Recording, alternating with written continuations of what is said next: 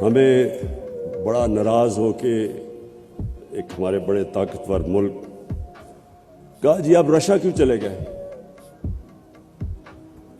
ایک ملک کو کہہ رہے ہیں کہ آپ نے رشیا کا دورہ کیوں کیا ہے اور غصے ہو گئے ہیں.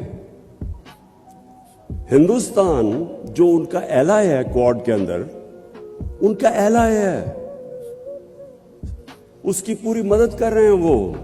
وہ نہ تو صرف ہندوستان وہ روس سے نیوٹرل ہے، وہ ان سے تیل امپورٹ کر رہے ہیں جب ان کے اوپر کوشش کر رہے ہیں سینکشنز لگانے کی کہ رشیا کو پریشرائز کریں. اور میں آج بیان پڑھ رہا ہوں برطانیہ کی فارن سیکرٹری کا کہ جی ہم ہندوستان کو نہیں کہہ سکتے ان کی انڈیپینڈنٹ فارن پالیسی ہے، اٹس این انڈیپینڈنٹ کنٹری. تو ہم کیا ہیں؟ ہمیں تو صرف آپ وہاں کیوں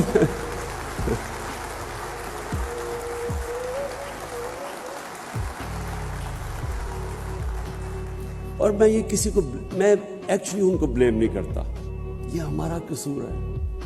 میں ابھی دیکھ رہا تھا کل ہمارے جنہوں نے اچکنیں سلوائی ہوئی ہیں وہ انٹرویو دے رہے تھے، جی امریکہ کو ناراض نہیں کرنا چاہیے.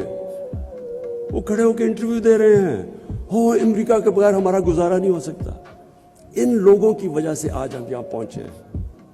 انہوں نے اپنے ملک کو اپنے ایلیٹ کے، پھر سے میں ریپیٹ کرتا ہوں، قوم کے نہیں، ایلیٹ کے انٹرسٹ پہ قربان کی اپنی قوم. ان کے لیے انہوں نے سارے ہمارے ملک کو ذلیل کیا دنیا میں. ہمارے اکنامک انٹرسٹ انہوں نے قربان کی اپنے ذاتی، جن کے پیسے باہر پڑے ہیں، دولت باہر پڑی ہوئی ہے. ڈر رہے ہیں وہ کہ جی وہ جو رشین اولیگارکس کے پیسے سے اور آف شور اکاؤنٹ سے ہو رہے ہیں وہ ان کے نہ ہو جائیں پھر. اس لیے ہمارے سارے ملک کی عزت کو داؤ پہ لگاتے ہیں. کبھی کسی ملک کی عزت نہیں ہوتی جو اپنے پیر پہ نہیں کھڑا ہوتا. ہمیشہ خوددار انسانوں کی عزت ہوتی ہے.